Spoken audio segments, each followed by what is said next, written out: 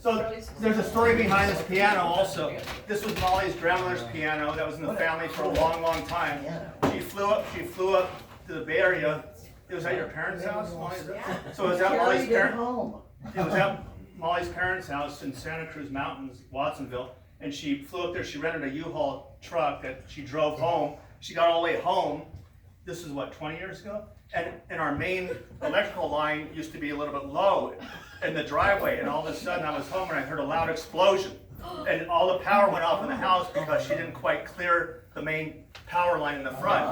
So she was in the truck. She didn't know what to do. And the U-Haul all of a sudden started raining. And this thing was arcing in the driveway. It was alive, the wire, you know. So she didn't know if to get out, to stay in. Fortunately, Powell Electric, to the rescue, lives across the street. And I asked him, you know, I went over and I said, what should she do? He goes, well, have her get out of the truck, you know, and come in the house. Fix it in a flash. Exactly. And he did. He came the next day and they put a riser on the roof. And that was like, so it all worked out well, but that's the story behind it. Wait,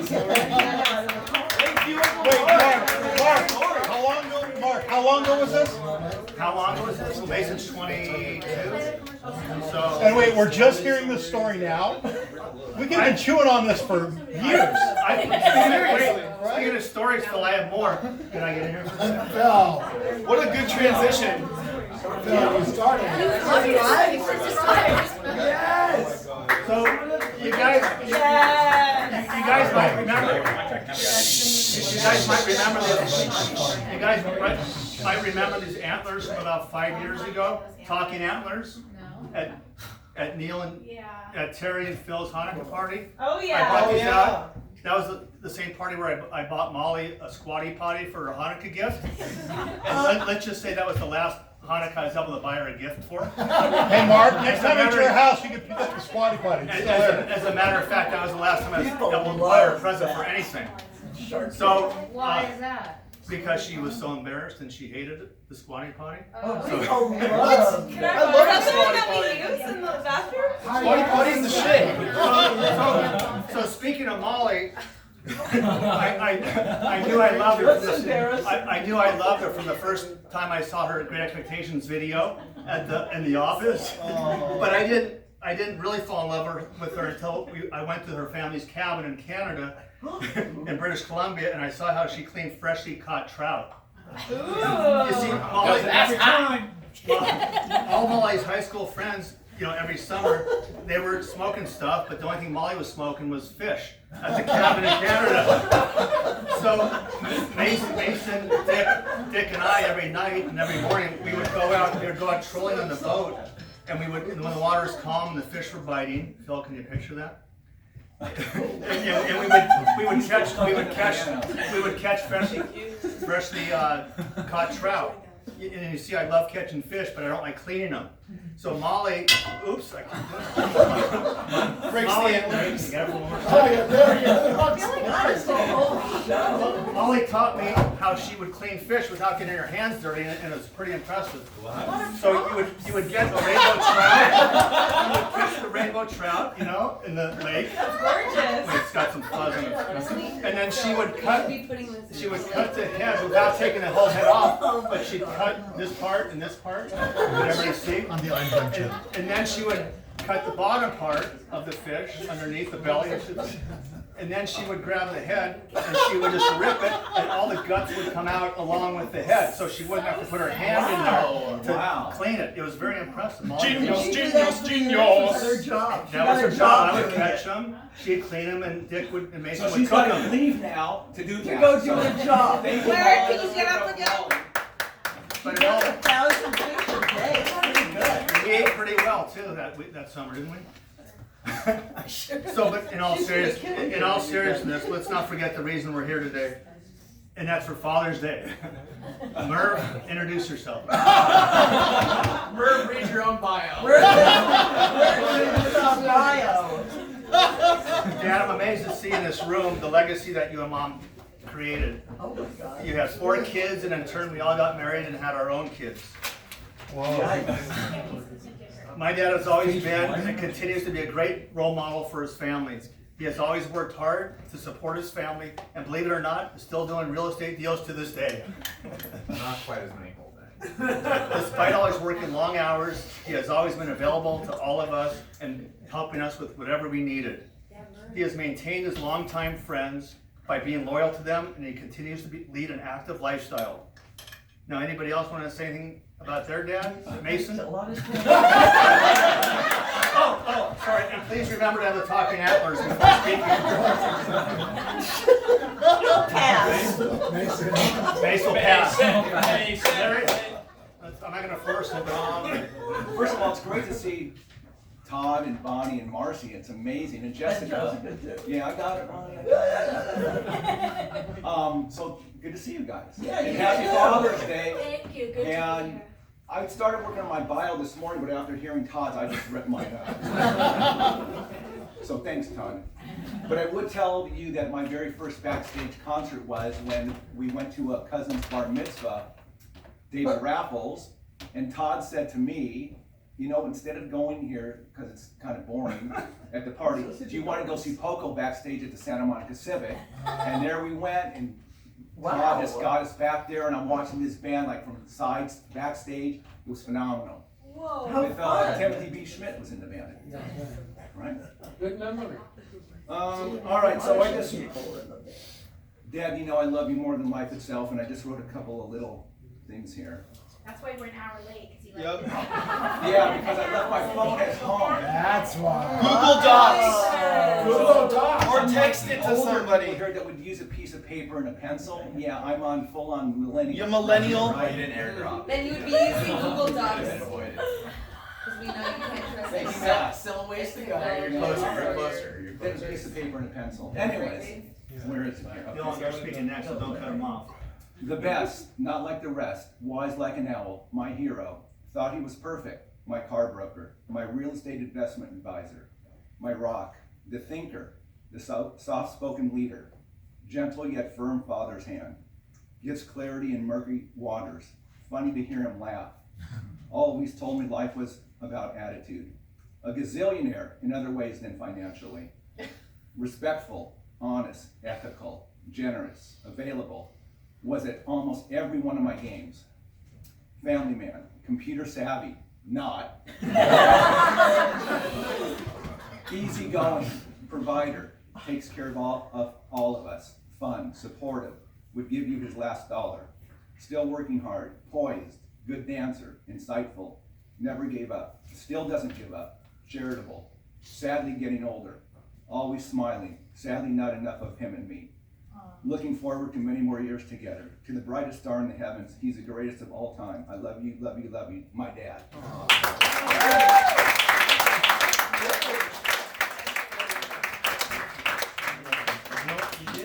Get that in writing. Here, I'll go next. Okay, Uncle Oh Phil? my goodness. Fabulous. Okay, I didn't have time to prepare a speech, so I figured I would just use this one.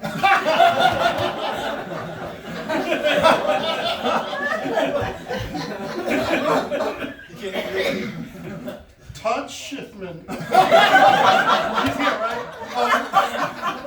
So, I've got the horn. So, Herb, like I said, I didn't have a chance to write anything, but you, besides being the greatest father-in-law, you're like my best friend. And I really appreciate everything you've done for me.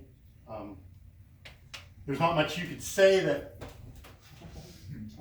doesn't really sink in with me.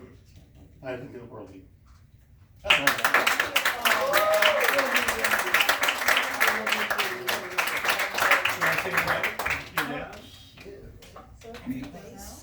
Olivia, you're a college graduate now? She's a graduate school graduate. Uh-oh. Good one, Dad. Olivia, Live. Oy Mason didn't get vey. that kind of pressure. Maybe? I know it. All good.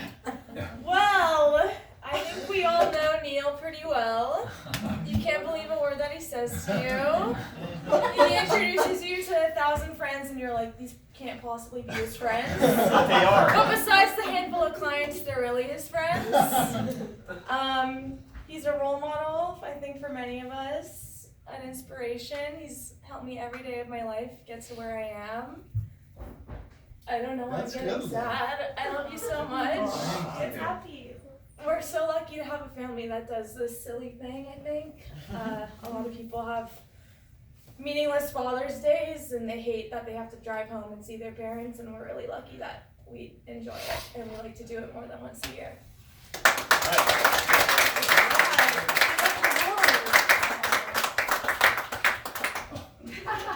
No, yeah, that was so good. Dylan. Evan. That's Let's Dylan. That's Dylan. give it up for Uncle Mark, everybody. You like my prop? I don't know how to play the flute, by the way. I'm not gonna have one laying around. I know that Uncle Mark comes across as really smooth and natural, but what you don't realize is that I got like 20 texts every morning the week leading up to this. So a lot of planning and effort went into this, and thank you, Uncle Mark. Wait, in the morning or the middle of the night? Usually in the morning. Well, like 4 a.m. Middle of the night for me, morning for him. So yeah, I mean, I feel very lucky to be part of this family. I think Papa is incredible. Like my dad said, he didn't get enough of him, but he did get more than he gives himself credit for. A lot of those things that he listed, you know, just showing up, being there, good attitude, and I think that Neil, Mark, Larry, and Terry, they all have that. Well, you should. Sorry, let me rephrase that. Neil, Mark, and Terry, yeah, and Larry, yeah, they all have it. So anyway, we're very appreciative. We don't say it enough that we appreciate a lot of the little things that are done for us, but we know that if push came to shove or we were ever in a bind, any one of us would be there for one another. And so a lot to get passed down through Papa. We really appreciate him, everything he's done for us. We're very fortunate that he's still here, alive and healthy and very active in our lives. Touch wood. Yeah. And you know, every time we hang out, it's like we pick up where we left off, like no time lapse at all. And we always gain new tidbits along the way. So now we know how to gut a trout. So there we go. And the antlers now have little lights. So who knows, next year there might be some sparkles and glitters out there as well. So, yay. Happy Father's Day.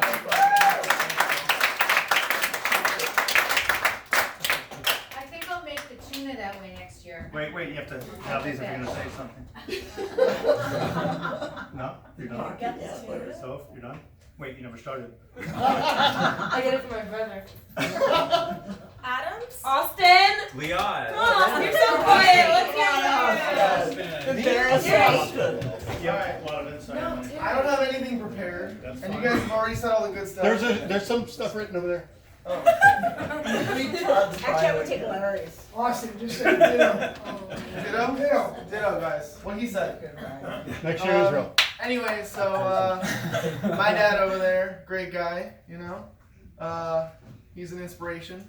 He's a great dad. There's a lot of pressure on me right now. Power through. So yeah, you know, he has his moments, but I think he's a great guy and he knows a lot. He's smart.